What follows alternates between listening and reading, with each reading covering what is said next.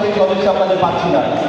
এখন আমরা যদি কৃষক হিসাবে আমরা ধরি, আমরা এতদিন জমি চাষাবাদ করতে পারি নাই, বিভিন্ন ধরনের আমাদের প্রতিবন্ধকতা ছিল, ব্যারিয়ার ছিল, আমরা ব্যারিয়ারগুলো কাটিয়ে আছে, সেও উপস্থিত হবেন। আমরা চাই এই মহানগরকে এমন একটি ইউনিট হিসাবে গ্রহণ করবো বা গঠন করবো, সারা বাংলাদেশের মানুষ চেয়ে দেখবে। এবং আমাদের মাঝে উপস্থিত আছেন সাইফুল ইসলাম, যুগ্ম সাধারণ সম্পাদক, ঢাকা মহানগর উত্তর, দপ্তর সম্পাদক রাজধানী, সাইফুল হক শিকদার মিতুল, যুগ্ম সাধারণ উপস্থিত আছেন আরিফুর রহমান ভাই, আমাদের মাঝে উপস্থিত আছেন রেজা এবং শাওন ভাই, ভলেন্টিয়ারের দায়িত্ব পালন করছেন।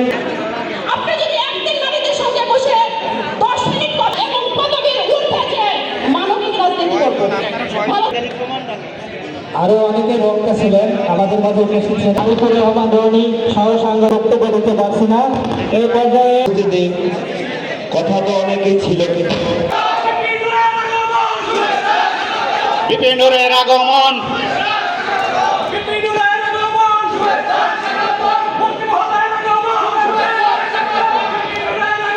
আমাদের প্রধান আকর্ষণ আমাদের মাঝে উপস্থিত হয়েছে।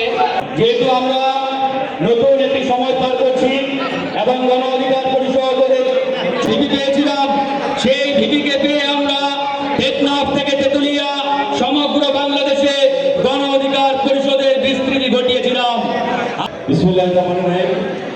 আজকে গণ অধিকার পরিষদ ঢাকা মহানগর উত্তরের থানা কর্তৃক আয়োজিত আজকে তার দোয়া মাহফিল উপস্থিত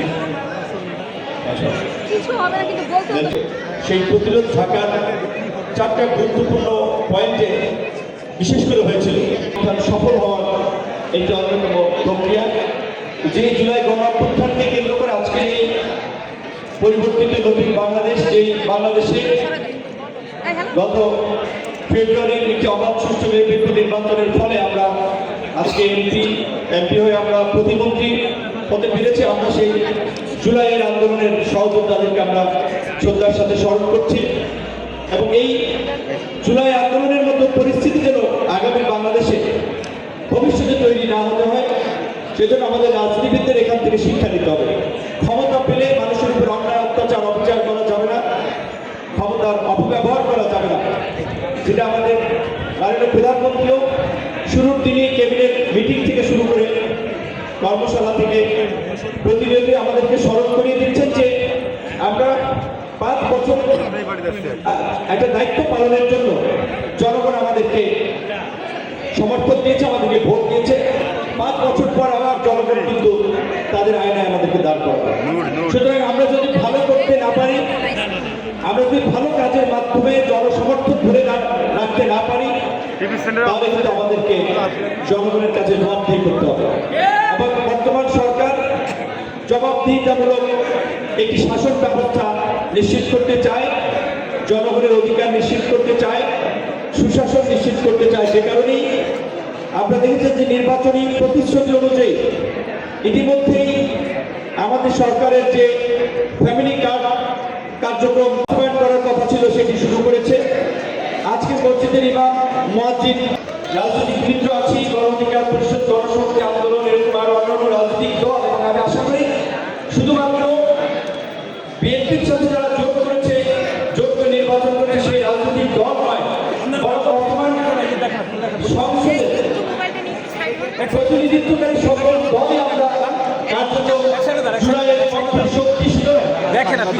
বাংলাদেশ কিভাবে পরিচালিত হবে, আগামী বাংলাদেশ কিভাবে পুনর্গঠন হবে, আমরা কিভাবে জনগণের কল্যাণ করতে পারবো, সেই লক্ষ্যে আমাদের সবাইকে কাজ করতে হবে, সবাইকে সমন্বয় করে। সেই জায়গা থেকে আমার সরকারি দলের পাশাপাশি বিরোধী দলের প্রতি আমার আহ্বান থাকবে, আপনারা একটা গঠনমূলক সমালোচনা এবং সহযোগিতার মধ্যে দিয়ে আসুন, আমরা বাংলাদেশকে এগিয়ে নেই, জুলাইয়ের চেতনার বাস্তবায়ন করি, জন আকাঙ্ক্ষার বাস্তবায়ন করি, এবং এই বাংলাদেশে ভবিষ্যতের জন্য হাসিনার মতো কোনো স্বৈরাচার এবং এই ফাঁসিবাদী ব্যবস্থা করে না উঠে সেই লক্ষ্যে সবাই কাঁধে কাঁধ মিলিয়ে কাজ করি, বাংলাদেশকে এগিয়ে নেই।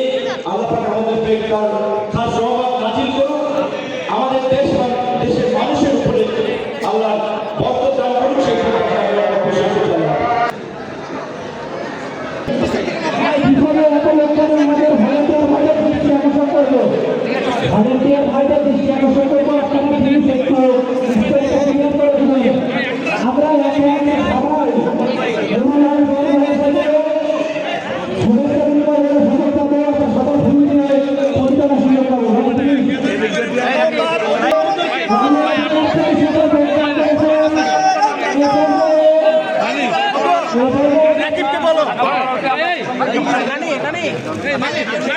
তো যাই হোক, আজকে আমাদের বেশ কয়েকজন সহযোদ্ধা গণ অধিকার পরিষদের